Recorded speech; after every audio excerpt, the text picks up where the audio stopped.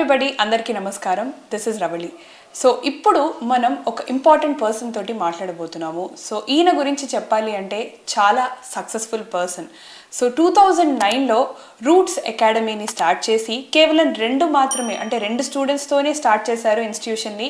Over 15 yearsలో ఆయన super సక్సెస్ఫుల్గా ఎదిగి ఎంతోమంది స్టూడెంట్స్కి కోచింగ్ ఇస్తూ ఐఐటీలో వాళ్ళని టాప్ ర్యాంక్ సాధించేలాగా చేశారు. And he is none other than Ramarao గారు.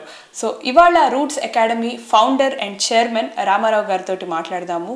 అండ్ ఇప్పుడున్న జనరేషన్కి టిప్స్ అండ్ ట్రిక్స్ స్టడీస్లో ముఖ్యంగా, అండ్ అలాగే వాళ్ళు సక్సెస్ అవ్వడానికి ఏంటి మంత్ర అనేది ఆయన అడిగి తెలుసుకుందాం.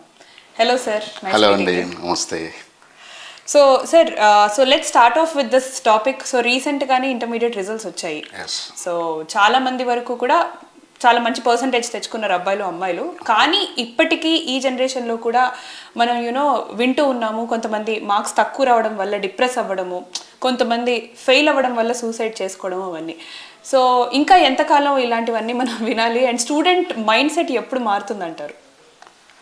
సో బేసికల్లీ ఇక్కడికి వచ్చే వరకు సిట్యువేషన్ హ్యాండిల్ చేయటం అనేది చాలా చాలా ఇంపార్టెంట్ అవుతుంది. చదువు అనేది ప్రతిదానికి సక్సెస్ మెజర్మెంట్ కోసం వాడుతున్నారు. But what I can say is education is very important. కానీ జీవితంలో చదువే అన్నీ కాదు. లైఫ్లో part is education. So failure అవ్వటం చిన్న ఏజ్లో నా దృష్టిలో చాలా అదృష్టవంతులది. ఎందుకంటే చిన్న ఏజ్లో ఫెయిల్ అయినప్పుడు లైఫ్ గురించి చాలా అవగాహన వస్తుంది.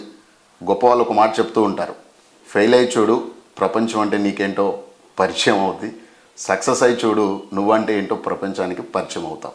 So it's a great opportunity. ఒక ఫెయిల్ వచ్చినంత మాత్రాన ఏదో కొంపలు ఏదో అయిపోయినట్టు, లేదా మనం ఏదో మొత్తం సర్వం కోల్పోయినట్టు కాదు. సో ఎస్పెషల్లీ ఈ ఫెయిల్యూర్ని పేరెంట్స్ కూడా డీల్ చేసే విధానం చాలా చాలా ఇంపార్టెంట్ అండి. ఈ రోజుల్లో ఏమవుతుందంటే పేరెంట్స్ ఓ పిల్లవాడు ఏదన్నా ఒక సబ్జెక్టు ఫెయిల్ అయినంత మాత్రాన వాడు ఎందుకు పనికిరాడని ఇంట్లో వాళ్ళే అంటున్నప్పుడు ఏమవుద్దంటే వాడు ఇప్పుడు దాకా ఆ ప్రేమని ప్యాంపరింగ్ని చూసిన ఆ పిల్లోడు ఒక్కసారిగా దీన్ని ఉల్టా వేలో తీసుకోలేక అండ్ బయట ప్రెజర్స్ని కూడా డీల్ చేయలేక they are taking some times negative decisions. So my dear parents, this is very crucial thing. ఈ భూమి మీద పిల్లలు ఉండటం చాలా అదృష్టం అని చెప్తుంది అన్ని స్క్రిప్చర్స్. ఆ పిల్లల్ని గొప్పవాళ్ళుగా తయారు చేయటం మన బాధ్యతే. సో దానికి ఎడ్యుకేషన్ అనేది ఉపయోగపడాలి. కానీ ఎడ్యుకేషన్ వల్లనే గొప్పవాళ్ళు అవుతారు అంటే నేనైతే నిజంగా యాక్సెప్ట్ చేయను. ఎందుకంటే కొన్ని వేల మంది పిల్లలను చూస్తూ ఉంటాను కాబట్టి. చాలామంది చదువురాని పిల్లలు కూడా, అంటే చదువురా ఇంట్రెస్ట్ లేని పిల్లలు ఇవాళ పెద్ద పెద్ద కంపెనీలు పెట్టి ఐఐటీస్లో, ఎన్ఐటీస్లో, ఎంసెట్లో చదివిన టాపర్స్కి జాబులు ఇస్తూ ఉన్నారు నా students. So what I can say is let us take that in a positive way. దాన్ని నెగిటివ్గా చేసి పిల్లల ఇంకా డిప్రెస్ అయ్యి డీవియేట్ అయ్యి ఎక్కడో రాంగ్ డెసిషన్ తీసుకునే వేలో please don't do my dear parents.